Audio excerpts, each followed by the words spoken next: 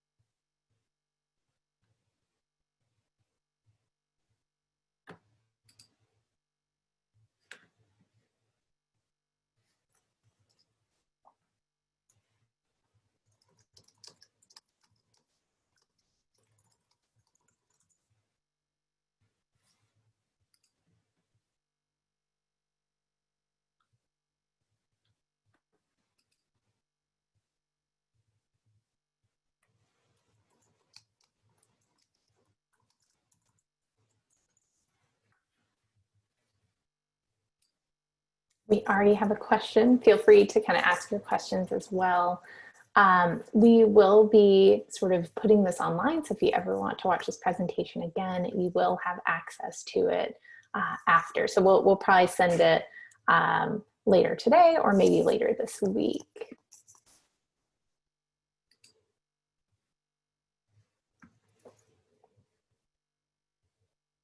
Let me stop my share really quick.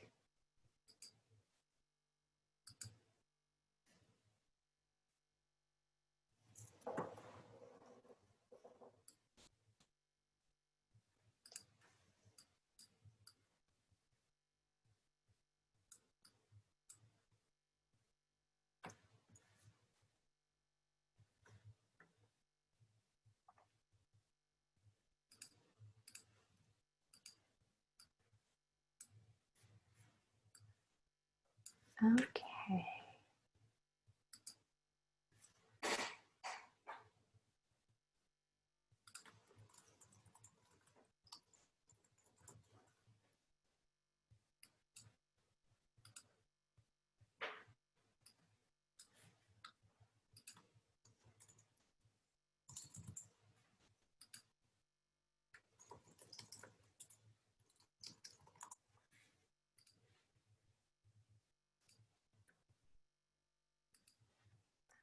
Okay, well, we will go ahead and get started. If there aren't any more questions, I'll go ahead and share my screen as well.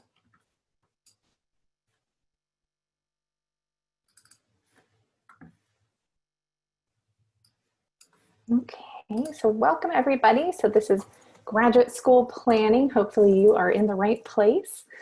My name is Emily Swanson. I'm the Assistant Director of Career Education at Texas Career Engagement. And we're really, really excited for you to join us today. This is one of a series of presentations that we're doing from noon to 1 all this week. So if you'd like to join us for some additional ones, you can find all of those on Handshake as well. And we'll go over what some of those are at the end. So we do have captioning available. So if you'd like to follow along, feel free to. You should see the captions at the bottom of the screen there. Feel free to also use the Q&A to ask any questions. I like to be as interactive as possible. I know that Zoom is a little bit different, right? So it kind of takes away some of that interactive portion. But please feel free to ask any questions that you have. I'll be taking them as we kind of go too. And so we also have Hannah Zerko on the line here with us as well, and she'll be handling the Q&A too. So feel free to kind of ask throughout the presentation. But today's presentation is a quick outline of what we're doing. It's basically a crash course into graduate school planning. So this is going to be very quick, even though it's an hour long. It may not answer all of your questions. So feel free to keep coming into Texas Career Engagement, and we are happy to meet with you to go over your particular questions and issues and concerns related to graduate school planning or even career major exploration as well. So for our outline today, we're going to talk a little bit about reasons to go, when to go, how to choose your program, the application process, and what that sort of entails, as well as how to actually write an effective personal statement. So before we begin, I have a little poll for you guys, because again, I do want to be interactive as much as we can. So I'm going to relaunch our poll here. So it's very easy. These are all very easy questions. So I am curious, do you want to go to grad school, and how certain are you?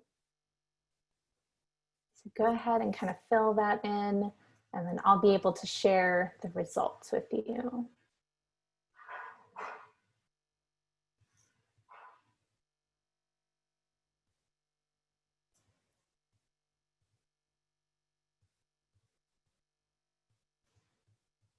Great, awesome.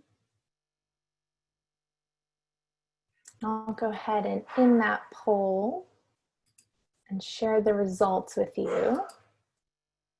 So it looks like there are a lot of you guys who, yes, you do want to go to grad school, but you're not really sure what steps to actually take and then kind of how to apply. So I'm glad you're here today. We're going to definitely do a deep dive into that. And for those of you who are sure about grad school, wonderful, you already know the steps, feel free to add any sort of questions that maybe you specifically have as well. And then for those of you who are considering grad school, but you're not exactly sure, that's okay. We welcome you here too. It's really good to sort of get an idea of what does this actually take, and is this something that I really do want to invest in? So glad to have you. And then for those of you, luckily nobody said no, but I just added that just in case. So welcome everybody. Hopefully we'll have kind of a fun time here today talking about grad school. Okay, so some reasons to go. So we have this sort of broken down into some sort of myths and some considerations, right? So it's not saying that the myths aren't reasons why you shouldn't go, but it's saying that if those are the reasons, maybe you kind of think a little bit more on some of those just to make sure you've really thought it through, right? And it's not saying that these aren't good reasons, but it's just saying maybe have some additional reasons as going as well. So the first one we'll kind of cover, so this is pretty common, and we're seeing a really large uptick in the interest for graduate school due to kind of the COVID situation, actually. You know, it's the economy isn't doing as well as it has in the past. And so we do see whenever recessions happen, things like that, we actually do see an increase in students wanting to go to grad school.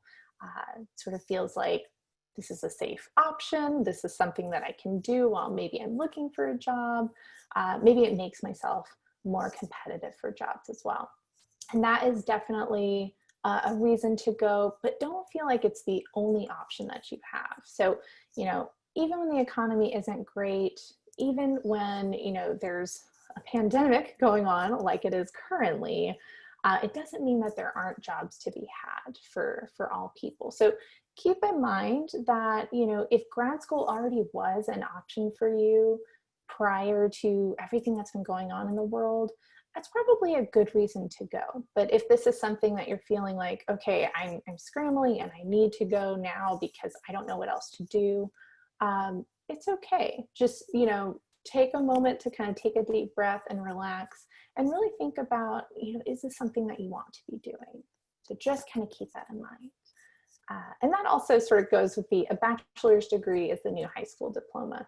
This is sort of a myth that I hear a lot of students talk about, is that they have to go and get this, you know, this master's degree, right? Because the bachelor's is just sort of like basically entry level and it doesn't mean as much as maybe it used to. And that is definitely not the case, right? So keep it in mind that even with a bachelor's degree, there are lots of jobs. Don't feel that grad school is a necessity if you don't really want to go.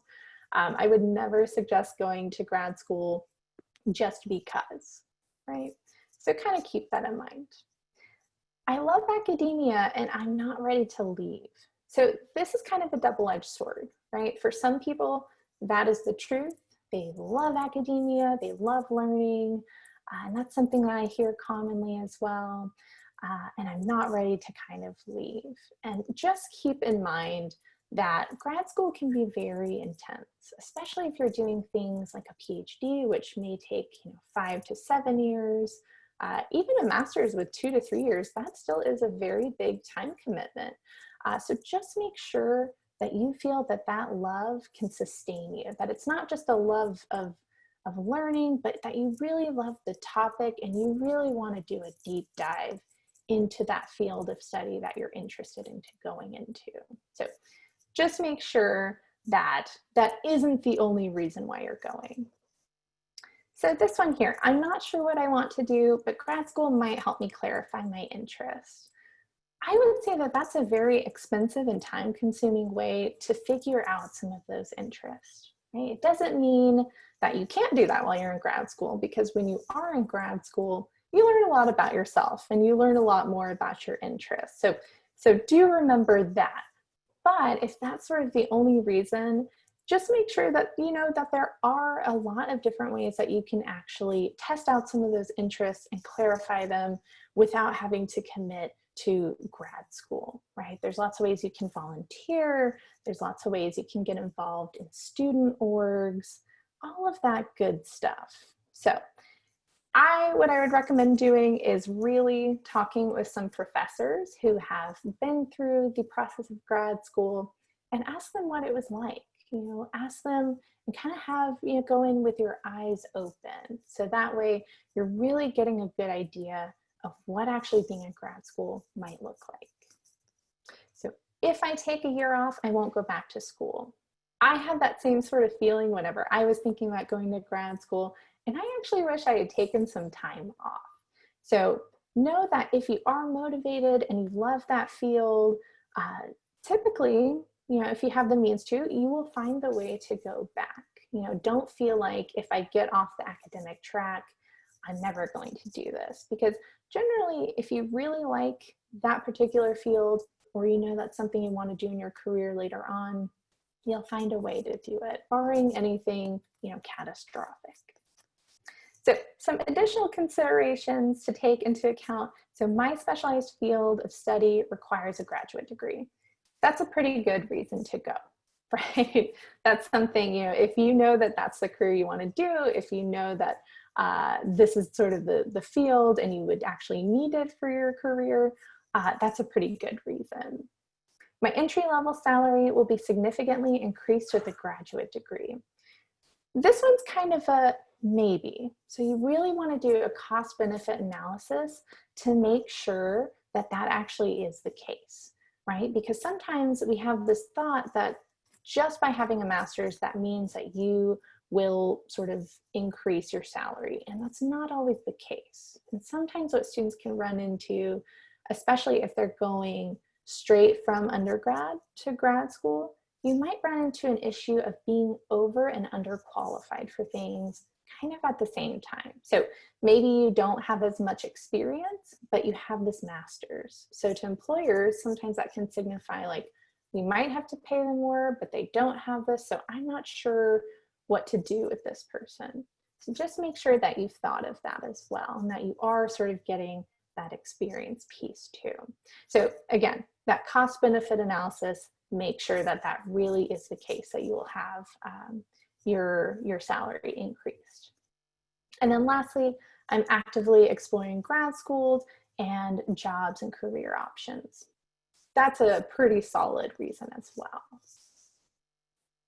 Okay, so when to go? And I'm curious, I'm going to have another poll. When actually are you maybe considering going to graduate school? So go ahead and take that poll.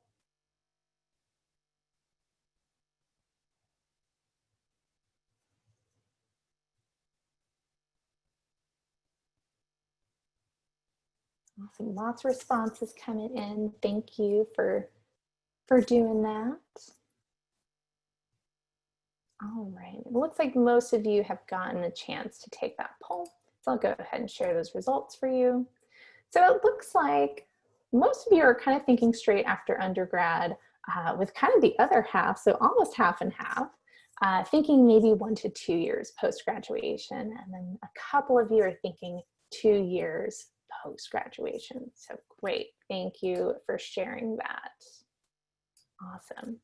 So we'll talk a little bit about the pros and cons of when to go. So what it looks like going straight through, what it looks like working first, and then going to grad school.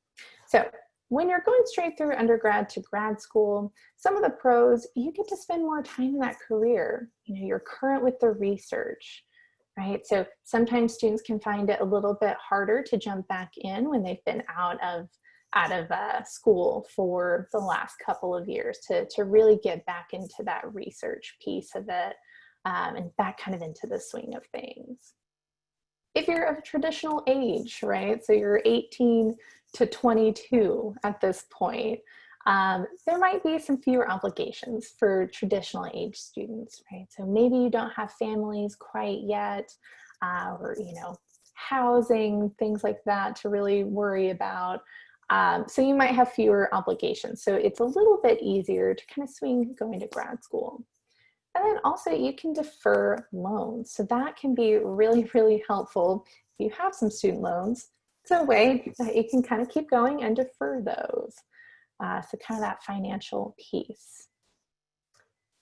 The cons though, so just be careful whenever you are going straight through, you might be a little bit more prone to burnout, right? You've been going to school possibly since, you know, you were 5 years old with kindergarten. So that burnout, especially with maybe some of those longer PhD programs, those 5 to 7 years, that might kind of lead to that a little bit more. And also, you may not be as certain of your future plans and your interests. So our interests change over time. Some of us know exactly what we want to do, and that is great. But for some of us, we're maybe not as clear on what it is that we want to do in the future with this. And so if you take a couple years off just to explore some of those different interests and really double check and make sure that that's what you want to be doing, that can give you a little bit more space to be able to make those plans. So working first and then going to grad school, some of the pros, this is actually a big pro. So your employer might actually provide some financial assistance, right? So you get that time to actually earn and save money. And those employers, whenever you're talking to them, maybe when you're interviewing, you can ask them, do you provide tuition assistance or financial assistance whenever I'm, you know, considering maybe doing an advanced degree? And they'll maybe be more likely to do it if it's related to the field that you're actually working in as well. So I've seen some where they provide whole, you know, the whole degree. I've seen some that, you know, give up to a certain amount. So keep that in mind. This also may make you more competitive, actually. So for those of you maybe who have a little bit lower GPAs or maybe not as much experience right now, going to work first in a field that is semi-related to whatever you want to actually study can actually make you more competitive in the long run, because it shows those schools that you've already done this and you've been successful at it. So that can actually bolster your application. Also, certain fields, certain programs might actually require some work experience. I know that's very common for MBA programs, that they want maybe 2 to 3 years of work experience. So that way, that MBA portion is kind of helping you get to that management side of it. So just kind of make sure that. And again, you might be able to earn and save money at the same time. So some of those cons, again, kind of the flip side of some of the things that we talked about going straight through. So You might have more responsibilities by that point of maybe you have a family at that point, or you have more things on your plate that you didn't have. And it might be a little bit harder to get back into that field later. So just keep that in mind. And again, everything in this presentation is really going to depend on your specific needs and your specific situations. And we just got a question from Jesus. So is it common for natural science programs to require work experience? Generally, no. However, they do like a lot of research experience. So if you can get involved in that while you're on campus, that would be a great thing to do. Thanks for that question. Okay. So now let's go over some types of programs. So I have one last poll for you. All right. And I haven't explained what these are yet, so just do your best on this. So interested in knowing what kinds of programs are you sort of thinking about? Are you thinking master's, professional, PhD, unsure at this point?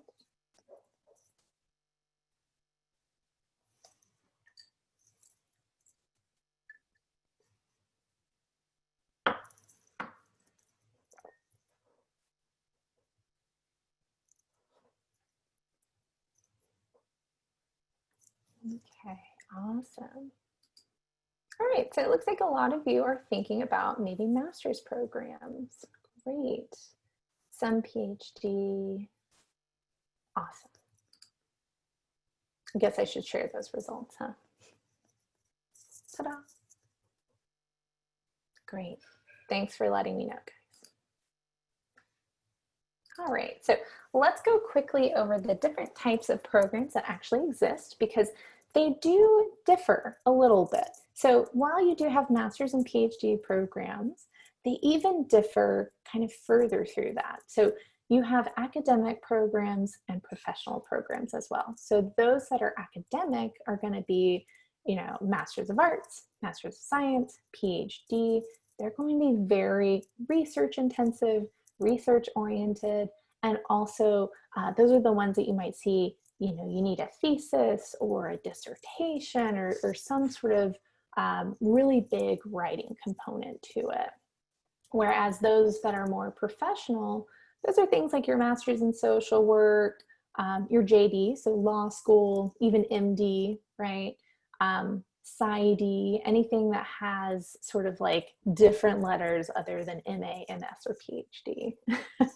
So what those are they're actually kind of like practitioner programs. They're teaching you how to do the job, right? So they are a little less focused on the research aspect and more focused on how do you actually be in this profession. So they may or may not have a thesis, they may or may not have a, sometimes they'll have a dissertation, it just may look a little bit different. It may look more practitioner focused rather than research components. And these are also funded a little bit differently as well. So those that are academic are really focused on helping you become a professor, helping you work in academia, more on publishing. So there's a little bit more of financial assistance provided for those. So make sure that you understand that as well. They see it more as an investment, right? Because you are doing research for them. So they will invest more in you, whereas those professional programs are more pay out of pocket generally, right? So less financial assistance for those types of programs. All right. So how do you actually choose? And we had another question. So FAFSA you can still do FAFSA. There's just less generally funding for those. So we'll talk a little bit about funding kind of later on in this. So an ED generally, yeah, an MEd or yeah, those generally can fall under, thank you. Generally professional. They're a little bit more professional. Some of those kind of do you do see a little bit of both in those, but that's a good question, Brenda. Thank you. Okay. All right. So how to actually choose programs. So when you're thinking about it, do not underestimate logistics of programs. I think that's one of the most important things that you can actually think about. So whenever you are considering, you want to look at location. If you're going to be there for 2 to 3 years, 5 to 7, that's a long time to be somewhere. So you want to make sure that that place makes the most sense for you, right? So you want to actually like where you're going to be. The other thing about reputation over here, reputation is important, and let me explain that. So it's less of the reputation of the school and more of the reputation of the actual program itself. Okay, so let me explain that a little bit. So some schools may not seem like they have as great of a reputation, but they might have a really great program and something that you are interested in. And if that's the case, that's a good fit for you. So it's less like undergrad where you're like, yeah, UT kind of has everything. Seems like it's a good school. I'll go there and kind of figure it out. And if I choose something different, it'll be okay. You really want to research the program itself. So you want to look at the faculty who teach there and the program. And we'll talk about those two a little bit later as well. If you can go to the actual campus, that's really great. Obviously right now we cannot, but it's really helpful to see what that actual environment looks like. Look at where your program is housed, look at the building and see like, you know, how much does this particular campus or this particular university invest in my program? So if your building is falling apart or there's not great facilities for you, that's just something to think about, right? Something to kind of keep in mind when you're making those choices of, is this seem like a priority for, you know, this particular university? You also want to really look into faculty research, and we'll talk more about this when we kind of talk about how to narrow things down. But you want to make sure that faculty on that campus are doing research in your area of interest. Otherwise, it may not be as good of a fit for you, right? So think about what really is important. And honestly, one thing that I did when going to grad school was I made an Excel document. You know, I'm a nerd, sorry. Making an Excel document that has all different kinds of information to help you kind of keep your mind straight about what these different programs actually look like. So keeping dates there, keeping things of interest. So like a notes category that says like, okay, this particular place has such and such facility or this particular lab that I'm interested in. So that can kind of help straighten things out for you. But again, keep in mind what is most important to you. So when you're actually selecting a program, I want you to adopt a consumerist approach. So what this means is I want you to treat grad school like you are buying a car, right? I want you to think about, you know, is this a good fit for me? Does this fit for my life? Is this actually a thing that I want to be doing, right? You're about to drop a lot of money, possibly, and a lot of time into it. And you want to make sure that this is the best possible fit that you can have. So really make sure you understand what you're getting into. So a way that you can do that, you can use online directories, websites. We're going to send you out after this a bunch of different handouts to kind of help you keep some of these things organized. And there's going to be one that has a list of different links on it to help you actually research too. So use those different online directories and websites. Google is your friend, honestly, I promise. Filter based on those factors, right? So the ones that we just talked about of, you know, what is most important to me? So whenever you're kind of making a rank order choice from that Excel document, maybe that you made, you can sort of filter it like, okay, this one doesn't have this particular thing that I'm looking for. So no, this one's not in a, you know, city setting, and that's really important to me, so no, right? So keep those things in mind, that you want to filter on those factors too. You also want to talk with professors, students, graduate coordinators, right? Your graduate coordinator, they can be your best friend. So every program has a graduate coordinator. You might call it a program coordinator, but it's somebody that you can call and you can direct all of your questions to. So if you ever have specific questions about, well, this particular program, I don't know what they're actually looking for, that's somebody you can call and ask those questions to. So definitely use them. And one thing that they can also help you do is they can help you reach out to possibly currently enrolled students. So other grad students who are available to talk to you about the program. Ask them any questions that you have. How do you like your program? What don't you like about it? Are there things that you wish you had known? Those can be really helpful. And the student feedback is really great because that can help you decide, is this the right thing for me? Right? Does that make sense? So you really want to make sure, because sometimes if students aren't saying great things about their program, or they seem really stressed out or worried or things like that, that can be a good indicator to you, like, oh, there's something going on here, right? Or if they say it's great, maybe it is great. The other people that you want to talk to are professors.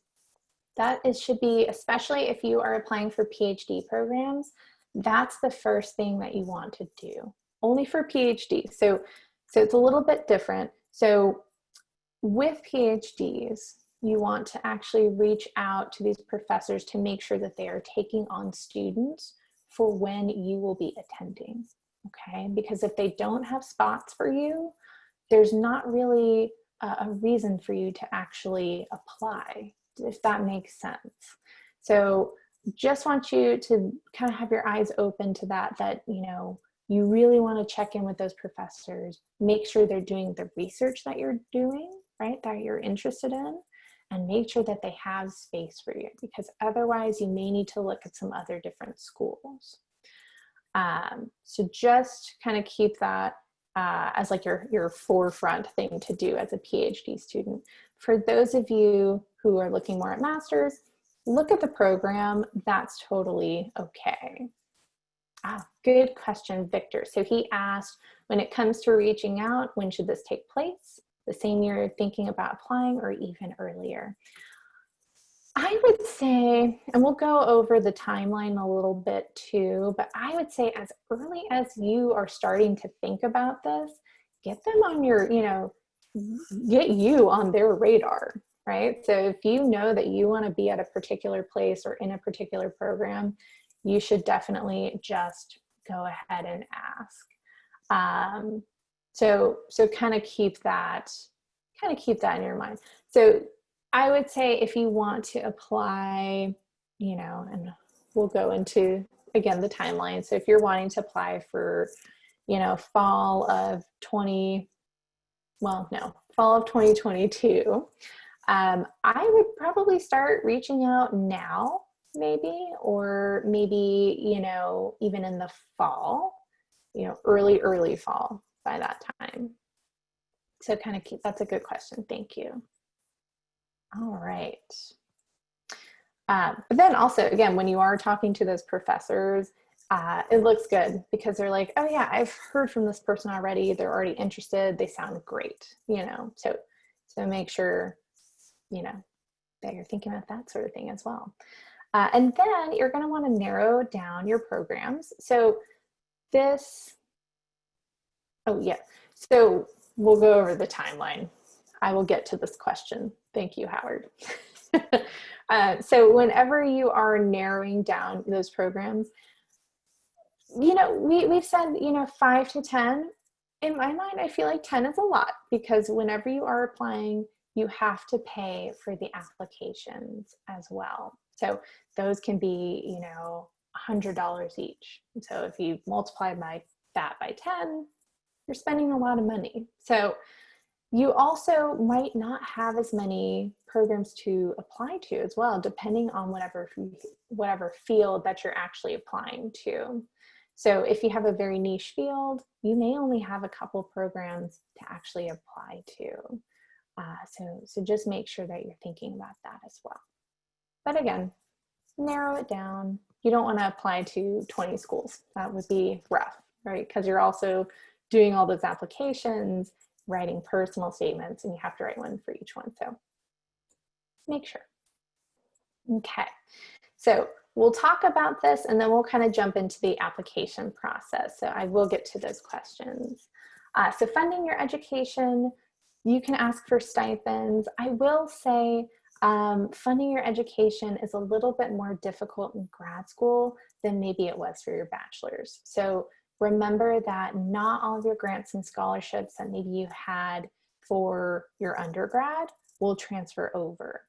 Some do in very rare cases, and typically you probably already know that if they did. So just make sure that you're checking on the scholarships and things that you do have right now. But for stipends, you can ask for TA-ships, so teaching assistants, research assistants, graduate assistantships. So these sometimes are, in the classroom, or they might be in the research area, or they might be in administrative positions that you can work in that will actually pay you as well. So that's always a really great way to earn a little bit of cash to sort of offset some of that cost as well. Again, we talked about those grants and scholarships. It's a little bit more challenging to find it. There are plenty of fellowships and things that you can apply for.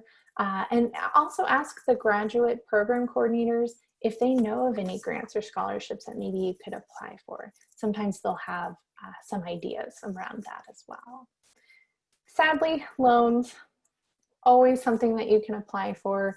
Keep in mind that those unsubsidized loans will actually accrue interest while you are in school. So that's sort of the difference between the unsubsidized and subsidized loans. So not always the way that we want to go, but know that that is an option. Your employer can assist as well. So, if you do decide to work, maybe talk to your employer and see if they have anything set up for that, because sometimes they do, and you never know unless you ask. In-state tuition is less. You want to establish residency, so in whatever state, and that really does depend state by state. So definitely check in with that state that if you're deciding to go elsewhere out of Texas, or maybe you're going back to where you live. So just check in and try to get that residency if possible. Occasionally, private schools have a little bit more funding for you.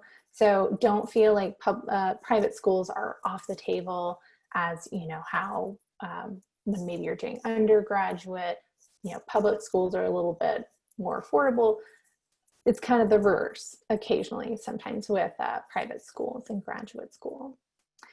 You can also get programs to match offers. So if you have two schools, you have school A and school B, and you really want to go to school B, you can talk to them and say, school A is, maybe school A gave you a little bit more money.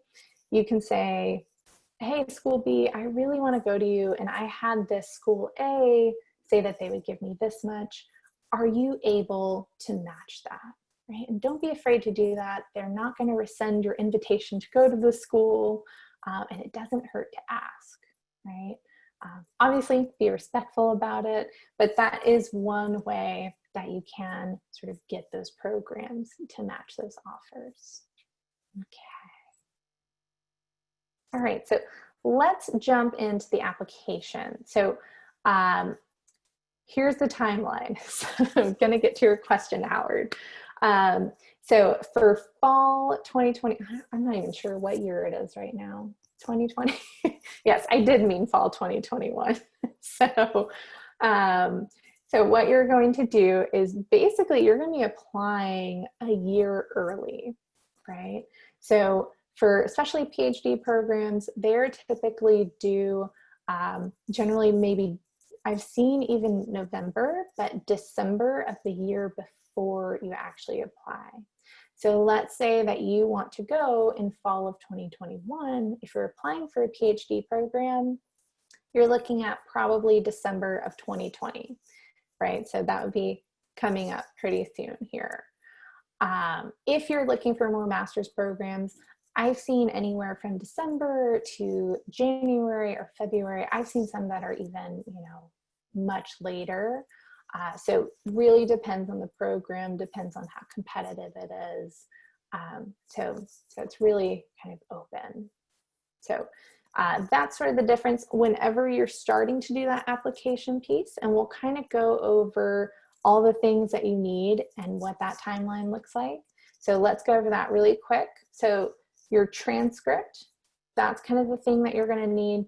Obviously, you're going to need to show them that you have some sort of GPA and some sort of grades, as well as possibly an entrance exam. I've seen more schools moving away from this lately. Just depends on the school. We'll kind of see. I think that's something that people are moving away from. And for Jesus, so these are for American universities. Foreign universities do have, I'd say, yeah, they have most of this except for the entrance exam. That's sort of the different piece too. Also, I've noticed that a lot of foreign universities, so universities in different countries, have very different, wildly different due dates. So I've seen them be like, June of the same year that you want to go, if you wanted to go in fall, which is very late, it seems. But that is something. But I've also seen, if you're not maybe a resident of that country, having to apply even sooner, so like a year in advance. So it just depends on the school and the country. I've seen very, very different, wildly different ways that they've accepted people that way. But yeah, this is more for your American universities. But basically the only difference is that entrance exam piece. Most foreign universities don't ask for an entrance exam. And again, I think we're sort of seeing a move away from that as well. So let's kind of talk a little bit about that. So you'll also need a resume or possibly a CV. So your resume is maybe a little bit more of your master's programs, whereas the CV might be a little bit more for those academic programs or PhDs. So resume is more like that professional and master's side, whereas CV's more PhD and academic. So keep that in mind. If you want some help with those two, again, you can always meet with us. But another thing that I also recommend is look at the particular schools that you're applying for. Most of the faculty will have their actual CVs on their website, and you can read those and sort of model yours around theirs. It's kind of a psychological trick. It helps them see like, hey, this person has a very similar looking, setup to mine. Looks great. I automatically like them a little bit more, right? Let's see. What are my opinions on schools? I'm looking at the questions here. What are my opinions on schools that have optional entrance exams? Do you think it could hurt you not to submit the entrance exams? If it's optional, it's optional. You don't have to. I don't think it would hurt you if you didn't. That's definitely up to you. If there are other schools that need those test scores, you might as well submit those. So kind of up to you. And do most graduate schools require interviews? If there are interviews, would you have to travel to the school, or perhaps could it be virtual? I've seen some that do and some that don't. I'd say the majority don't. PhDs do a little bit more, but I'd say most master's programs don't. You would theoretically, yes, you would have to travel to those schools. Sometimes they'll pay for you, which is always a great sign of like, great, this is a well-funded program I'm attending here. But I'm sure they could do virtual interviews. And I feel like since sort of the COVID situation, I think we're going to be seeing virtual interviews way, way, way more. So don't be afraid to ask for that. Okay. So letters of recommendation, you'll generally want 2 to 3. The more competitive programs, I've generally seen more like 3, but I have seen 2 as well. So these you're going to want to get from professors, ideally in your area that you'll be studying. So let's say maybe you're doing something from a major that isn't quite the exact same as the program that you're going towards. It's okay if it's not exactly in your field, but if you have taken some of those classes that are in your field of study, definitely ask some of those professors for their letters of recommendation as well. One can generally come from maybe an outside source, so maybe an employer or someone who maybe you've worked very closely with. Obviously, you're going to want to avoid friends or family. So this is more professional, letters of recommendation or academic. One thing I will say, because that is the scariest part of this, I think, is getting those letters of recommendation. So just make sure that you're going to office hours. If you haven't made those connections with professors yet, that's okay. I know that's a really scary thing to do, but go to office hours and you don't have to talk about your class. Just ask them like, hey, I'm thinking of going to grad school and I'm wondering what it was like for you. So they've obviously been, so that is something that you could ask them as well. So keep in mind, just be a human, talk to them, it's going to be okay. I promise you're not bothering them. They know that this is a part of their job. Whenever you do ask them, ask if they can write you a strong letter of recommendation. So that keyword strong is going to be really helpful for you, because a lot of professors will say, yeah, I can do it, but they may or may not write a strong one for you or know you well enough to write a strong one. So make sure you think about that. Know that you want to give them a lot of time to do this too. So you want to give them maybe a month to write it, or even more if you can, which is great. We have a question here. So approaching professors for letters of recommendations. If we're applying for more than 2 or 3 schools, is it okay to request them to send recommendations to all of those schools we're applying for? Oh yeah, definitely. So a lot of them, what just happens is they'll get a link and they'll just upload it. So they'll probably write one letter of recommendation that they save on their computer, and then they'll just upload it as many times as they need. So don't worry about, asking for it multiple times. So yeah, that is totally, totally fine. So they're generally going to write one letter and then they'll just kind of save it for you. And do they have to be specific to one program? No, they can be general. They can be general letters of recommendation. They don't have to be for like, yes, you should do it for this particular school. So it can be general. Good questions, y'all. These are great. Let's see. Experience. So you'll want to make sure that you do have some sort of experience that shows these schools that you have tested things out, you've tried it, whether that be research or maybe an internship, even student orgs, right? Anything that you can kind of show that you have done it and you were sort of successful at it. So volunteering as well can be really great too. Okay. And then lastly, we're going to do a very deep dive into that personal statement too. So when you'll want to start doing these, again, those letters of recommendation, if you haven't made those connections with professors, start as soon as you possibly can. And then ask them kind of a month before maybe you apply to everything, at least, try to avoid busy times of the semester. So if you're feeling busy during the semester, chances are these professors are too. So August, September are always really great times to do that. And again, so if you're applying in December, you'll want to maybe take your GRE or GMAT or some of these other exams that maybe you have to take. You'll want to take it maybe in the summer or early fall at the latest. I would try to aim for summer, really, because you kind of have less going on, right? And you can study for that in any way that you want. So Singer Learning Center actually has a really great workshop that they do with students. It's sort of a one-time class that they sort of give you the basics of what the GRE is.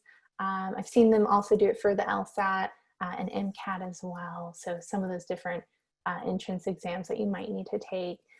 But it's sort of an explanation of what it is, some practice problems, very, very helpful.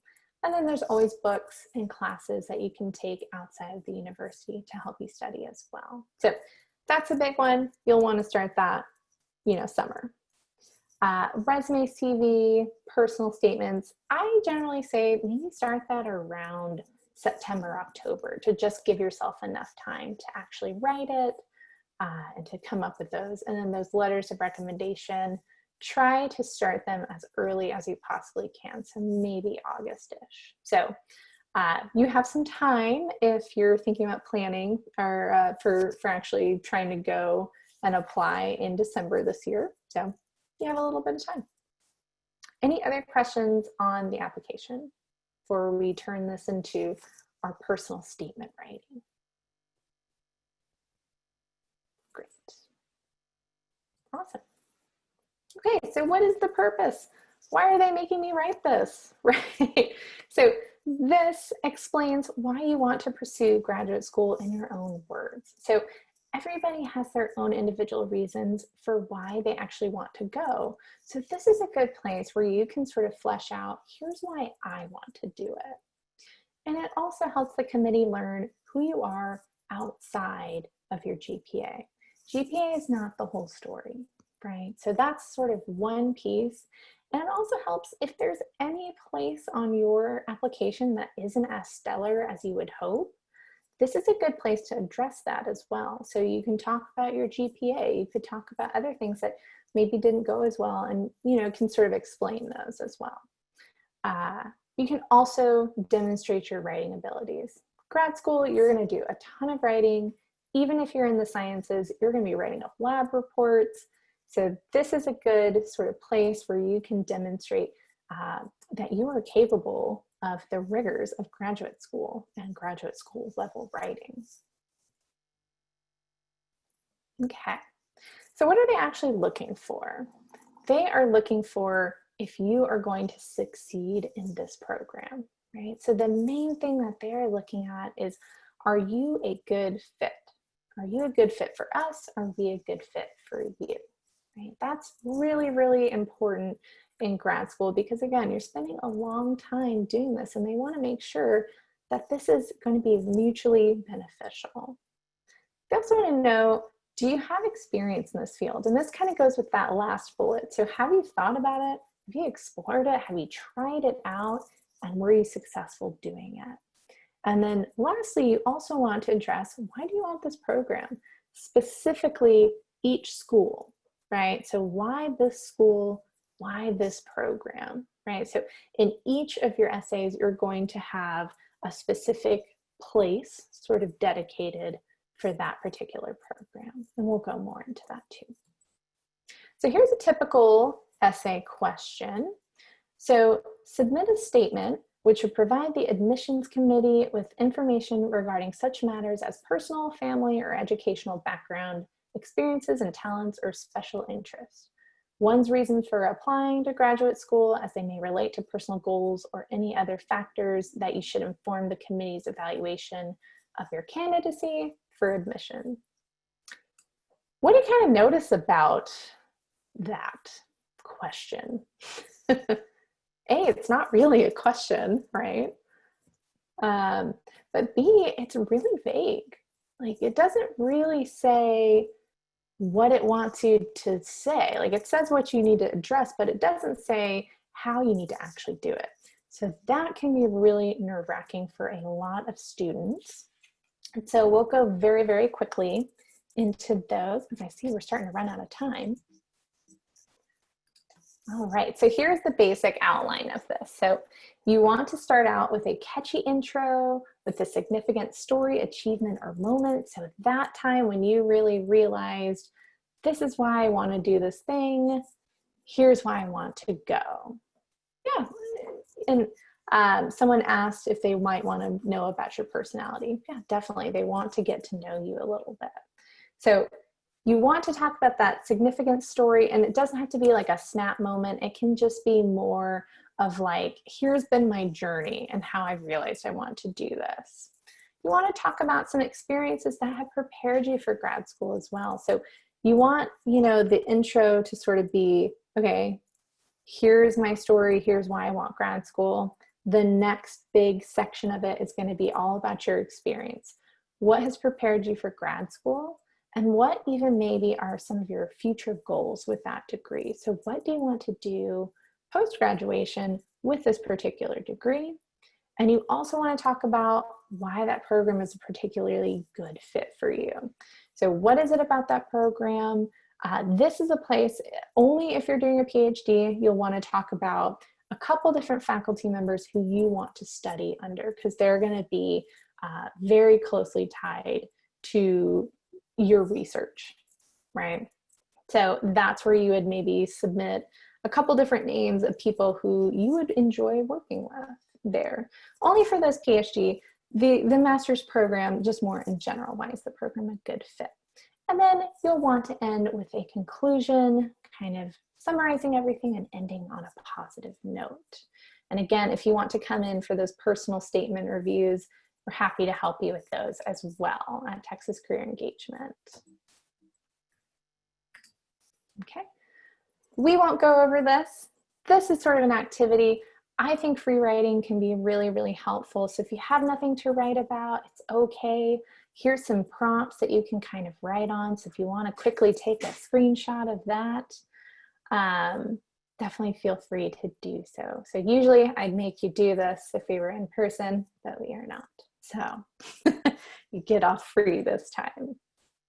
Okay.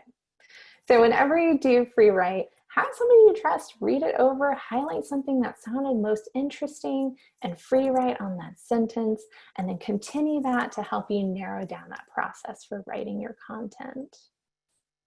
So some common mistakes, and we'll go very, very quickly over these.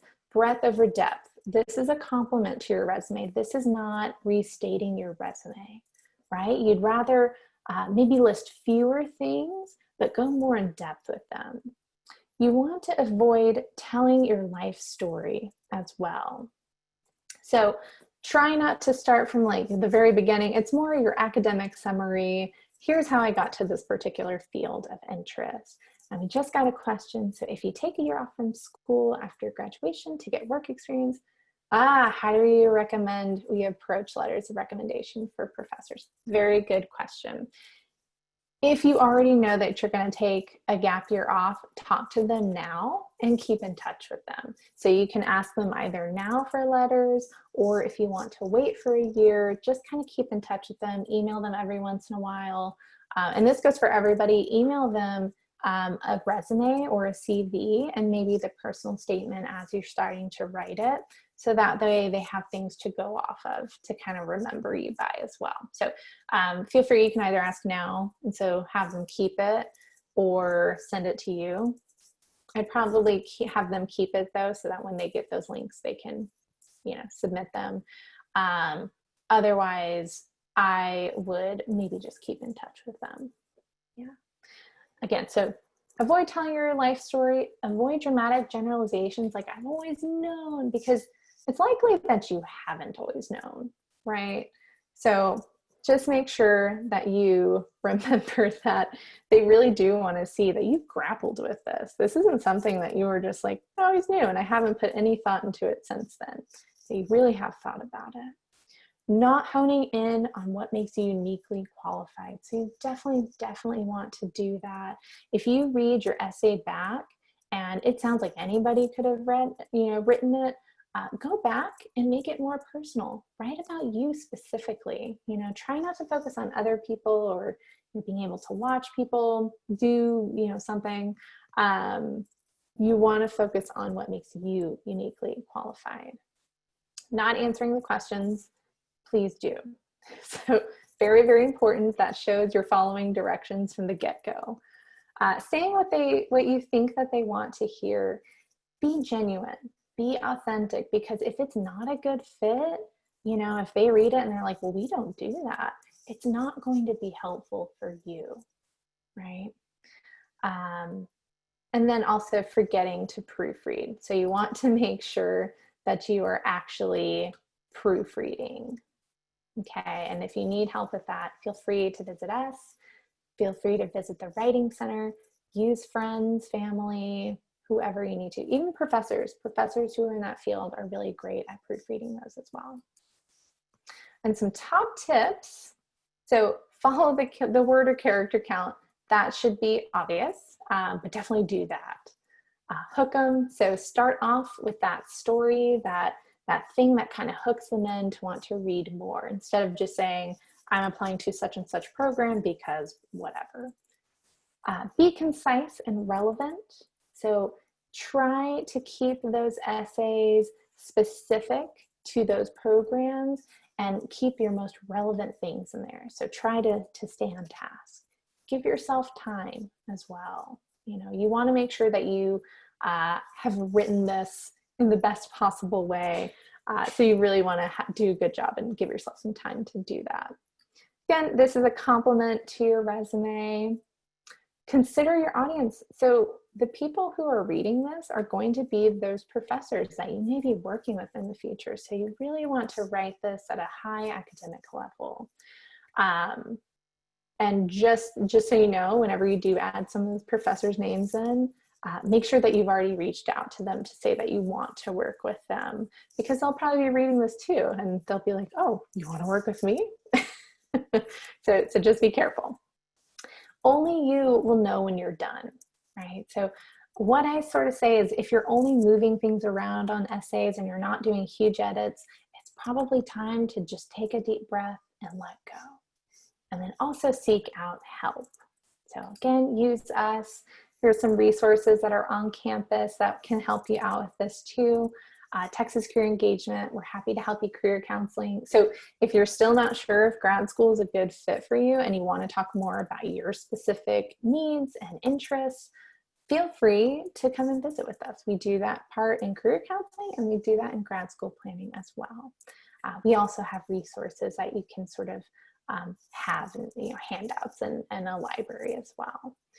Use the University Writing Center. The one thing that we don't do, or actually the couple things, is we don't do pre-law advising. You do have a pre-law advisor in Liberal Arts Career Services that's open to everybody. She is lovely and wonderful. Her name is Hong. And then we also have the Health Professions Office for healthcare careers. So we can help more with like the application part of med school, things like that. But for questions about healthcare professions, Health Professions Office is wonderful at that as well. So, any last minute questions? I know we are already over time. I apologize for that. But let me know if you have any questions.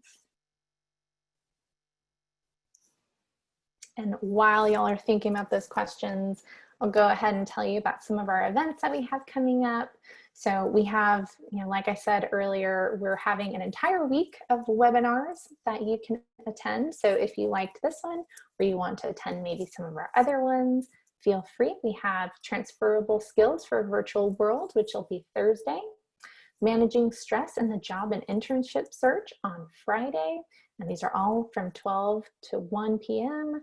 And we're having a couple of groups, actually, so some drop-in groups starting next week, which is job internship search stress, developing resiliency in challenging times, which is Tuesdays, noon to 1, and mindfulness and career exploration from Thursdays, noon to 1 as well. So if you want to join in on some of those drop-in groups to chat with other students about their experiences, those are some good ones. And we're having drop-ins every Wednesday starting tomorrow. So feel free to come in 1 to 3 for short and quick questions. All right, so will I please share the email address? Oh yeah, Awesome. Yeah, that's a good, good question. So it is career engagement at austin.utexas.edu. And if you search for Texas Career Engagement, we have a website that you can check out a bunch of different things. And if you'd like to make an appointment with us, you can also do so on Handshake as well. So we hope to see you. We have a couple other events.